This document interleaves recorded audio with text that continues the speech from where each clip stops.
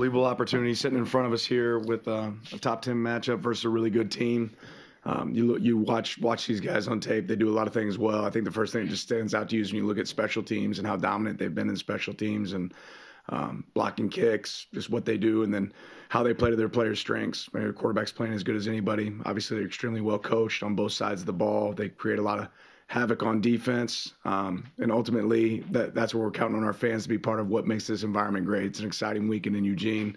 A lot of people coming to town to watch this game because it's a premier game between two really good teams, and counting on our fans to have a big impact on that game. Right on the right, Zach. Said last week you wanted to showcase Autzen Stadium after seeing Happy Valley and kind of let the fans show what they could do with game day coming now, and kind of how much does that elevate this for you guys?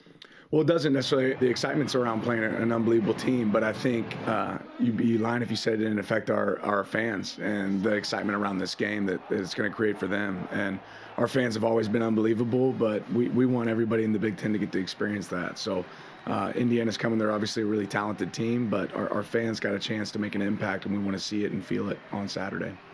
His time in Tuscaloosa certainly predated yours, Dan, but I didn't know how much, if at all, because of crossover with Kirby and some other guys, how much time you've ever had a chance to meet with Kurt and obviously just know of his influence and his time there at the receiver position specifically. Yeah, I haven't, outside of us being around each other, Big Ten meetings. Obviously, everywhere he's been, he's had a lot of success. This team's really well coached. I think the other piece that really sticks out about their staff, you look at their staff, a lot of those guys have been together for a long time, like a lot of continuity, and that speaks to guys that want to coach with him. He's won everywhere he's been, right? That's really apparent, but he's obviously a phenomenal coach and has done a really good job. All right, Chris.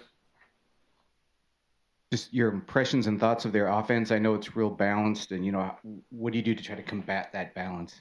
Yeah, I think the first thing that sticks out is this is a team that has a clear identity. They know what they're good at, and they do it really, really, really well. They run the ball well, and they obviously have RPO tags off a lot of their runs that they make sure what they're running it into an advantageous look. When they're throwing it into a good look. They do a really good job of that. So that's the thing that stands out. They're rushing as well as anybody in the country, and then throwing as well as anybody in the country, and they have a lot of weapons that they can use. On the left here, John. First start for Dylan for Cleveland this weekend, and a big win for Bo. Dante's been off to a hot start this year. What does it just say about what Coach Stein has done in his time here in terms of developing that position? Yeah, it's been unbelievable. We've had a lot of success with quarterback, and Will's definitely a big part of that. Our offensive staff is, and it's great to see those guys doing really well at the next level. Next, Omer.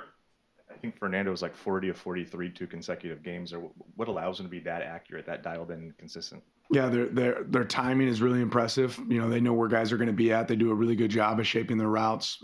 He's got great delivery. He's able to throw the ball extremely well, but he's throwing it, and he knows where his wideout's going to be, and he knows what coverage he's throwing into. So that's an indicator of a really well coached player and that knows his system extremely well. Thinking about the quarterback, you guys faced him back when he was at Cal in 2023. Just how has he progressed from then until now in this season? Well, I think he's surrounded by some really talented players, and I think again has a really clear understanding of a scheme. This offense, when you watch it, it has an identity. You're going to see the same play ran a couple times. The window dressing might be different, but they know how to run this play. It's not about inventing new offense. It's about running it better than you and executing it better than you, and they do a really good job of that. And then they do enough of that to where you think, okay, this is what it's going to be, and then they throw a wrinkle in there, and it is different. So he's playing in an offense that clearly has an identity, and he's playing around really good players. Right here on the right, Zach. It's probably the best receiving group that you've gone up against so far this year. What have you seen from 3 and 13 specifically on tape? Yeah, they're strong at the point of attack. They go and catch the ball. If they're not catching the ball, they're creating pass interference calls because of the way they attack the ball. They've got good speed, and they can run all the routes in the route tree. James?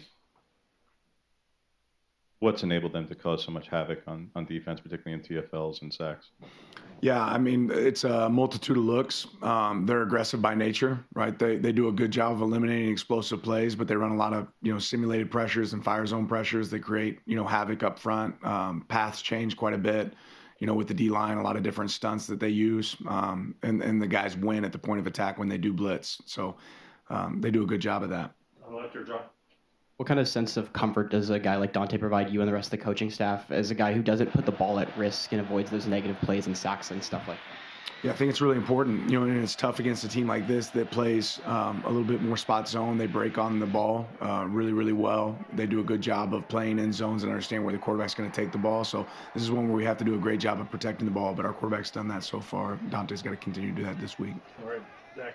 There's a narrative out there nationally, which I know you could care less about, but that this team is ahead of schedule because they're so young and playing so well. What does that mean to you when you hear that?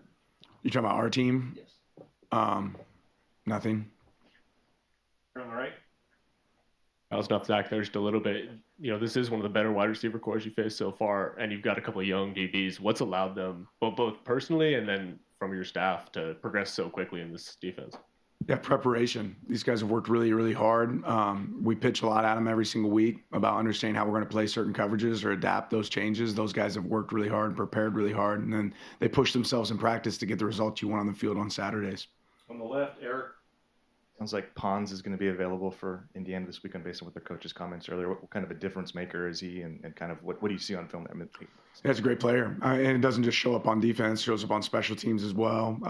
Obviously, he primarily plays the boundary, but he's a guy that can cover whoever he's lined up against. But also does a really good job. He's blocked the punt this year, right? So he's a guy that shows up all over the field for them. John. When you're going into a quarterback matchup like this where two guys have played so high level, how do you try to create advantages? What does Dante have to do to kind of separate himself from Mendoza in this game? Well, he'll never be on the field the same time as Mendoza, and Mendoza will never be on the field the same time as him. So all he has to do is go out there and play his game, and the rest will take care of itself. He's competing to be the best version of himself. He's not competing against him. James. Don't believe Jaleel made the trip to Penn State either. Just where is he right now in terms of status with the team? And I know obviously still coming off things health-wise, but we've seen him play in some earlier games. Yeah, he's still practicing with us, working every single day. Zach, on the right. It's been a while since we asked, but I was curious if you could give us an update on Dylan Gresham, Evan Stewart, and Trey McNutt. They'll all be down this week. You're on the right. You had said last Wednesday during the bye week that you had taken a different approach. Any insight on how that went, what you guys did specifically? Yeah, just a little bit more focused on recovery, on some of the work that we had to do. I think you check boxes as a coach, like, okay, do we have a physical team? What do you need to ramp up in a bye week? What do you need to dial back? And I feel like we have a physical team. It was important for us to be able to recover and train ourselves with more mental reps, more than physical practice reps at times.